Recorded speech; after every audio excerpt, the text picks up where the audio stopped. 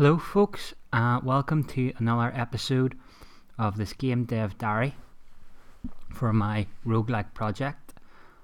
Last time we were developing the movement behavior for the arrows, and what I've done is add in a few collision groups so that if the arrow hit one of the tiles, so that would be like a wall, that it would just kill itself, or if the arrow hit another enemy, it would just kill itself. So just to tidy a few things up. So now we had kind of like the basics of the game in, with basic movement, basic attack, a couple of enemies. So want to start building a kind of first level, and then kind of what I imagine is like a random generated dungeon to go exploring in. So that's what we're going to start now in this video. What I've done is loaded in a couple of sprites from the Oryx Design Labs sprite pack. So we've got a couple of doors, stairs and some walls, and just added them in. Haven't added any behaviors yet for those actors, and also added some more tiles. And the tiles are, we've got the floor tile, and then the wall, and then a wall with half of the cast top, and then half it looks a bit like the stone, and just threw those together into kind of a blank scene, as you can see here, with a gap here, a gap here, a gap here, and a gap at the bottom. And that's where the doors in the random generated dungeon might appear, or they might just be walls. So that's my kind of basic idea. So it might kind of, if you've ever played the Binding of Isaac, kind of similar to that sort of idea of a random generated dungeon. So that's what I'm kind of aiming for, and that's what I'm going to start trying to build now. So before we get into the dungeon, we need an initial scene. So I'm going to create it as outside dungeon 1. Tile width will be 32 and tile height will be 48 as always, and we'll make it greens as kind of like grass to start off with. Width, we'll make it a wee bit bigger. We'll say, I don't know, 30 and 20. Though might change that when we come back to it later. So that should just get a green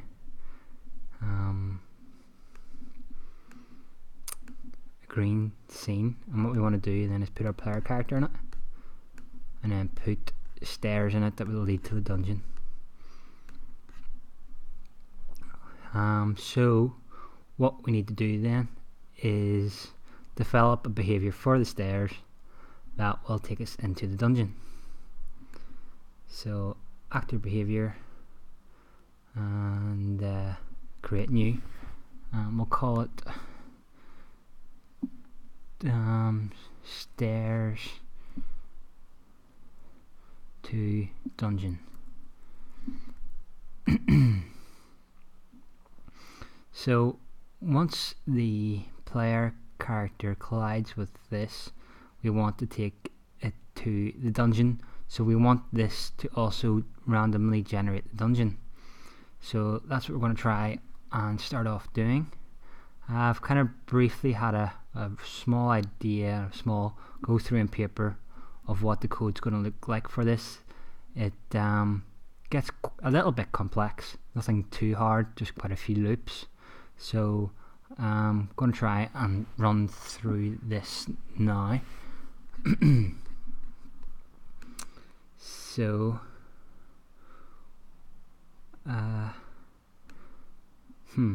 when created, yeah, that's what we want. And then we need some game attributes. Need a few lists. That's going to be dungeon list 1. That's going to be the list. and the initial value is going to be 0 5 times, because our dungeon is going to be a 5 by 5 grid, so we need 5 zeros, and we need 5 lists, and then those will each 5, so each one of these numbers here is going to be a room, and then it's going to be randomly generated to decide whether the room's going to be actually an actual room or it's just going to be empty. So we want a new character, apply a new category, and we want to call it dungeon lists, and take the default out, apply a new category, and we want, can you copy these?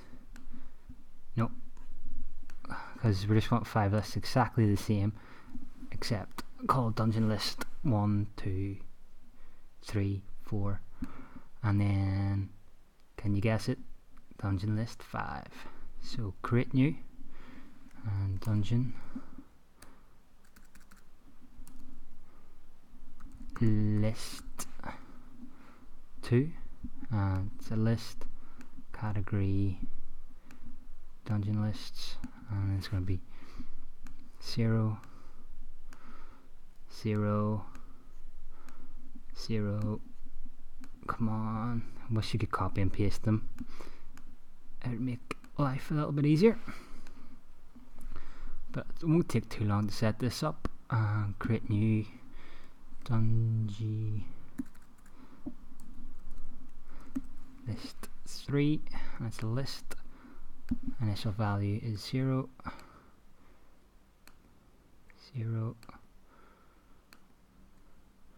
So hopefully with a bit of randomness in the dungeon generator, it'll keep some interest in the when you're playing the roguelike, as it means you don't know exactly where the items are, or where to go to get a key, or where the best weapons are. It kind of keeps it fresh each time. So that's my idea behind the randomly generated dungeon. I think it makes the game a lot more interesting, because you don't quite know where you are and what enemies are next. I have a few ideas so that it won't always kind of look the randomly generated dungeons won't always look the same, but at the minute they'll kind of look like they start in the top left, work their way down to the bottom right, but I've ideas to change that, and it might be a bit confusing to think what I actually mean at the minute, but as I create the code and talk through it, hopefully it comes a bit more clear about what I mean, and what the dungeons will end up looking like.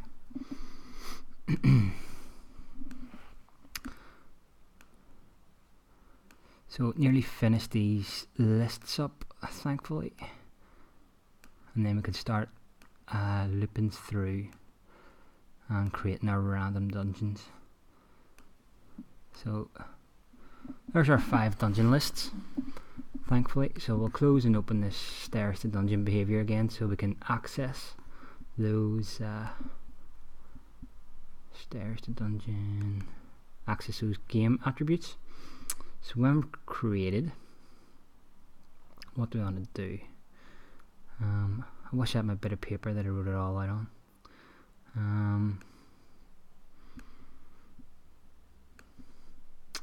It's going to be a loop, so repeat 5 times. And we'll put wee comments in, because it's going to get quite complicated. So comment.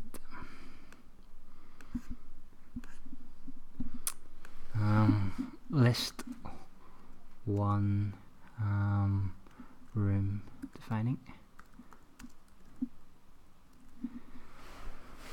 And so there's 5 items in the list, so that's why I have to repeat it 5 times. So what we want to do is create a random number. So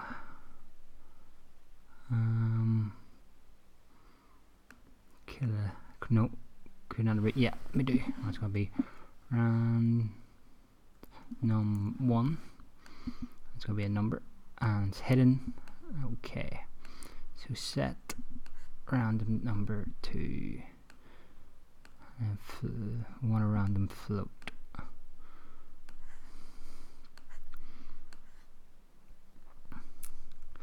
Then we want to say if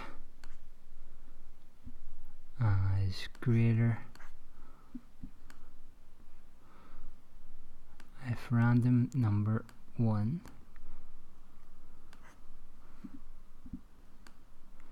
is greater than 0.2. This will need to change, so we don't want to call it 0.2, we want to call it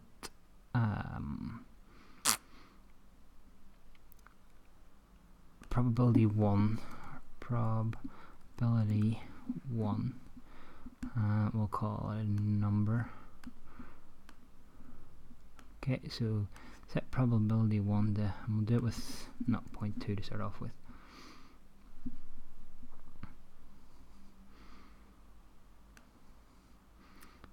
We'll say probability 1 plus, and we need loop number divided by 10.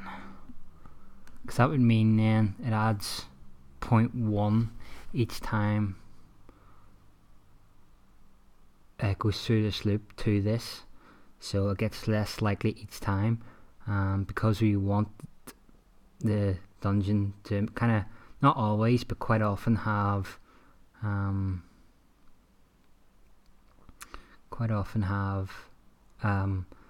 quite a lot of rooms in the first column. That's why we set quite low, but we want that probability to decrease as we go down the column. So it is then getters probably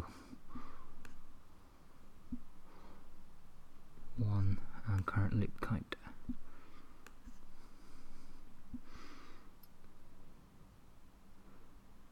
Then we want to set list and get item and replace item, and it is as number, a couple of numbers here, current loop count, and it's going to be plus, and it's going to have to repeat this 4 times because the first one's always going to be 1, so I'll need to go back and change that. So attributes and game attributes, show game attributes, list 1, this is always going to be 1. Repeat 4 times. If loop number, and it's just plus 1 because the loop number would be the same. Loop starts at 0 and our list starts at 0, so numbers plus 1.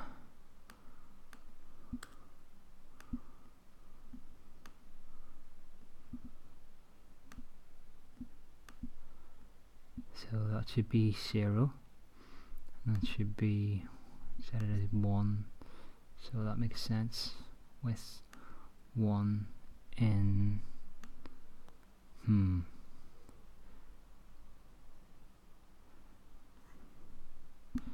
dungeon list 1. So we don't need to get item.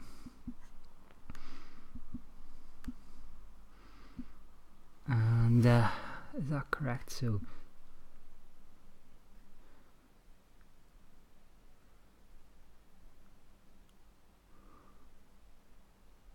I think that might be okay.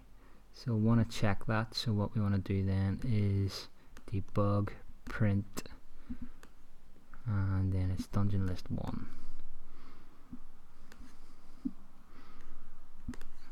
at the end.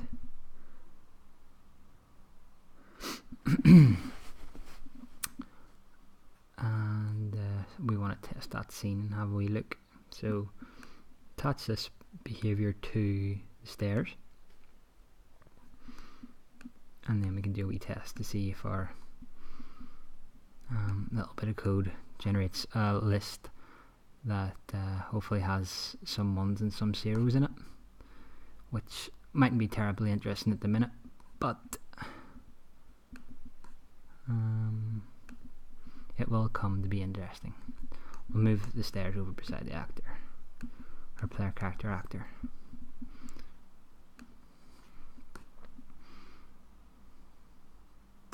So hopefully you see a list with like 11000 in the log. So 10111.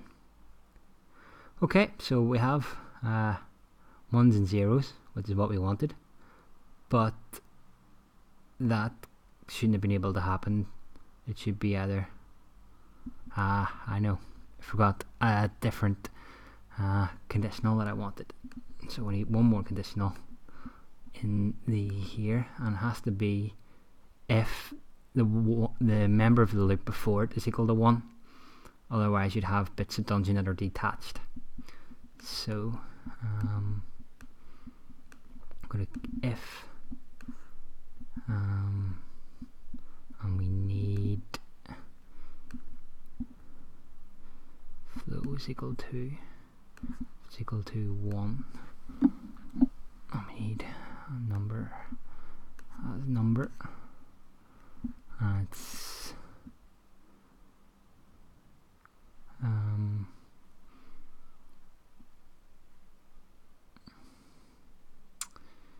definitely is this. Let's list get item, and it's the current loop count as number.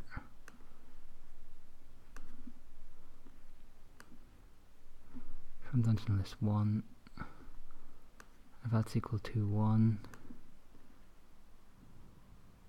and set the one above it equal to 1. So if 0, yep, I think that's it there, and that should mean that we should always get either like 11000, or all the ones should be together. There shouldn't be any gaps in the ones. So did we close that? We did close that. So if we try it again, then we should hopefully have a list with a random string of ones and zeros.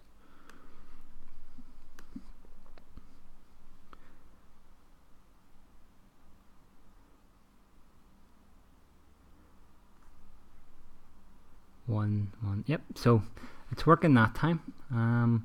Sorry that this video probably hasn't been that interesting. It's been quite a lot of sorting out code, but it is leading somewhere really quite interesting and quite it'll be a good gameplay mechanic, having the random dungeons, and it's kind of interesting finding out how that random dungeon generation process will eventually come about. Well, I think it is anyway, and hopefully you do too.